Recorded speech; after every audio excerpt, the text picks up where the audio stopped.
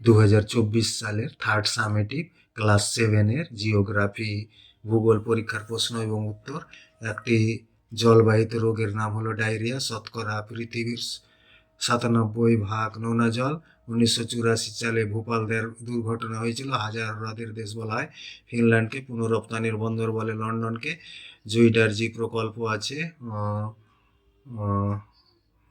ঠিক আছে। 21শে মার্চকে বলা হয় বায়ুচাপকে মিলিবার এককে মাপা হয় হিলিয়াম।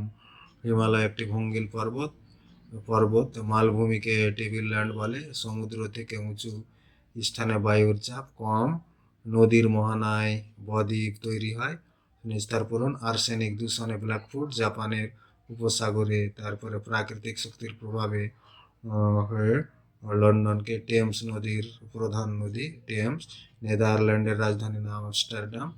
মধ্যরাত্রির নরওয়েকে নিরক্ষরেখা অক্ষাংশে 0 ডিগ্রি। একই বায়ুচাপযুক্ত অঞ্চলকে কাল্পনিক রেখাযুক্ত সমপ্রেস রেখা। পামের মালভূমি পৃথিবীর আঁকা বাঁকা নদী পথকে বলে মিয়েন্ডার। উচ্চভূমি দ্বারা নদী অববাহিকাকে জলবিভাজিকা বলে। লাভা সঞ্চিত হয়ে আগ্নেয় গঠিত হয়। নির্দিষ্ট পরিমাণ ক্লোরিন। তারপরে অবৈজ্ঞানিকভাবে চাষ করলে মাটি দূষিত হয়। ঠিক। ল্যাগোডা ইউরোপের বৃহত্তম নদী নয়, বৃহত্তম হ্রদ, ওই জন্য ভুল। 2024 সাল একটি অধিবর্ষ। ঠিক। এই যে দ্রাঘিমা রেখাগুলি পরস্পর সমান্তরাল। ভুল। সমভূমি অঞ্চলে সবচেয়ে বেশি লোক বসবাস করে। ঠিক। নদী উচ্চ প্রবাহে অশ্বক্ষুরাকৃতি হ্রদ দেখা যায়। ভুল। ফ্লোরিসিস রোগ কিসের দূষণে হয়? ইউরোপের সর্বোচ্চ পর্বত শৃঙ্গের নাম কি? শিল্পাঞ্চলে কোন বৃষ্টির প্রভাব দূষণ হয়? তারিখে অপসুর সংঘটিত হয়। কোন যন্ত্রে বায়ুর চাপ মাপা হয়? ব্যারোমিটার। পৃথিবীর বৃহত্তম মালভূমি পামির।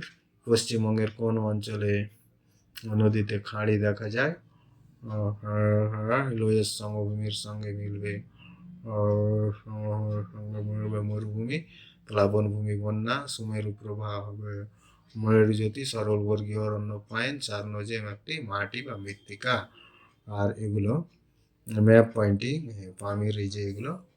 আর এটি 7 এবং 8-এ এই যে কোশ্চেন রয়েছে, ওই কোশ্চেনগুলো করতে হবে। আর 9 দাগের এই যে বড় প্রশ্ন রয়েছে, এগুলো ভালো করে করলে ভূগোলে অনেক নম্বর পাওয়া যাবে এবং অন্যান্য চাকরির পরীক্ষা যে পরিবেশ থাকে ওটিতে ভালো হবে।